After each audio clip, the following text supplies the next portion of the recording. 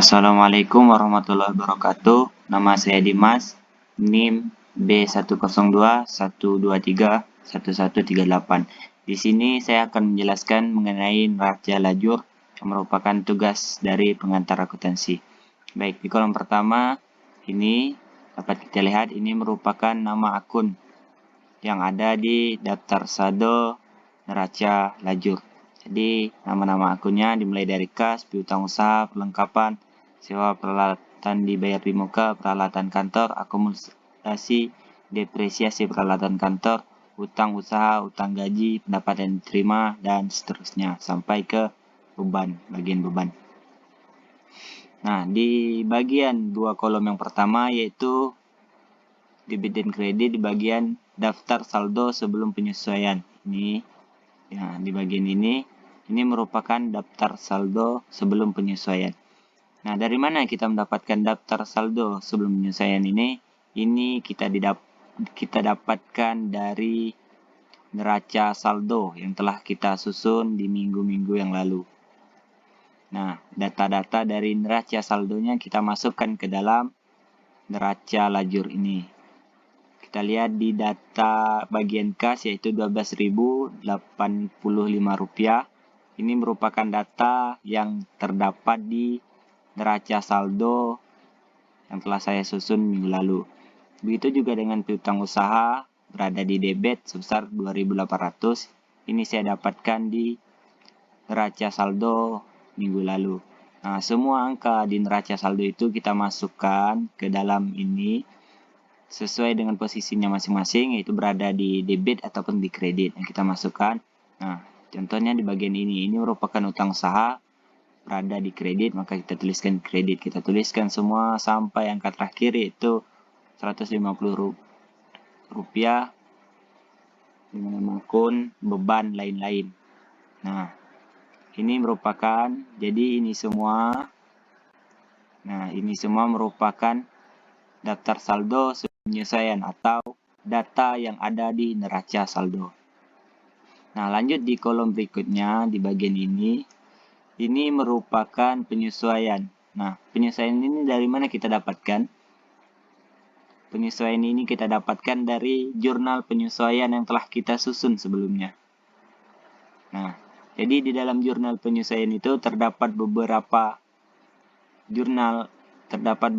penyesuaian yang harus kita sesuaikan agar mendapatkan hasil yang sesuai, yang benar-benar dipakai atau benar-benar dikeluarkan pada bulan tersebut.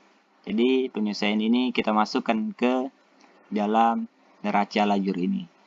Sama juga seperti bagian neraca saldonya, di bagian penyesuaian ini juga kita masukkan sesuai dengan angka yang telah kita hitung di minggu sebelumnya. Contohnya di bagian piutang usaha berada di debit, maka kita tuliskan piutang usaha juga berada di debit sebesar Rp1.400. Lalu perlengkapan di bagian jurnal penyesuaian sebelumnya yaitu Rp760 berada di kredit, maka di sini juga kita tuliskan kredit. Begitulah seterusnya sampai ke beban depresiasi peralatan kantor sebesar 100 berada di kredit.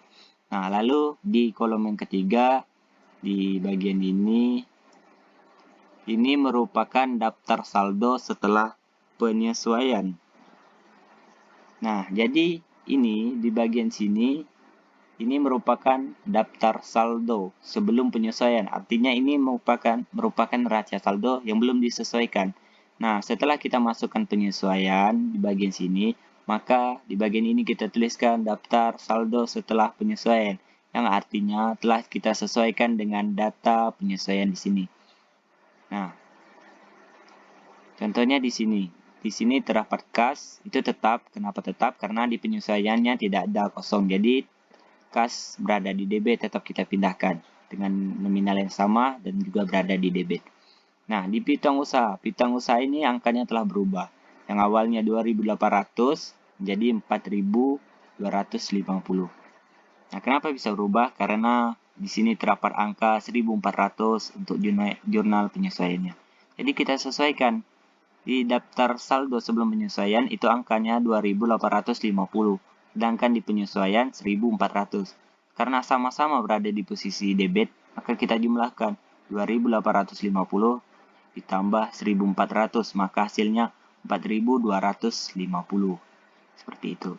Nah, lanjut ke bagian perlengkapan. Di daftar saldo sebelum penyesuaian, bagian perlengkapan dengan nominal Rp920. Lalu disesuaikan atau jurnal penyesuaiannya yaitu 760. Karena di daftar saldo sebelum penyesuaian, perlengkapan berada di bagian debit sebesar 920 dan di penyesuaian berada di kredit, maka kita kurang 920 dikurang 760, maka hasilnya adalah 160. Kita tuliskan di debit karena debitnya masih berlebih. Nah, begitu juga seterusnya. Lalu bagian laporan laba rugi. Nah, ini dia. Bagian laporan laba rugi ini hanya dihitung pada bagian pendapatan dan juga beban. Kenapa? Karena pendapatan dikurangi beban sama dengan keuntungan bersih atau laba bersih. Nah, di bagian ini pendapatan jasa indoor kita pindahkan ke bagian kredit karena memang posisinya di kredit. Ini dia 4.400. Lalu pendapatan jasa foto outdoor 10.350 ditambah 3.800, maka total jumlahnya adalah 14.150 untuk pendapatan jasa foto outdoor.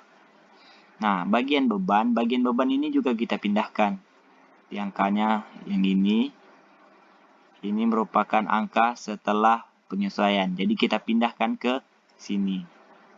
Nah, setelah dipindahkan, di bagian ini kreditnya, di bagian pendapatan jasa foto kita jumlahkan 4.400 ditambah 14.150, maka hasilnya adalah 18.550. Begitu juga di bagian ini beban.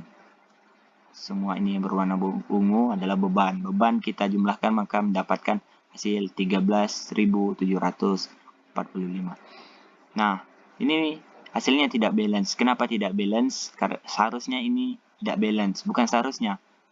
Ini adalah memang ini tidak akan balance. Kenapa? Jika balance ataupun di bagian debit lebih besar, maka perusahaan akan mengalami kerugian. Namun jika di bagian kredit lebih besar, sedangkan di bagian debitnya lebih kecil, maka perusahaan akan mengalami keuntungan. Nah, dari hasil penjumlahan di bagian pendapatan tersebut, dapatlah hasil 18.550, dan dari penjumlahan beban ini dapatkan hasil 13.745. Nah, hasil ini kita kurangi.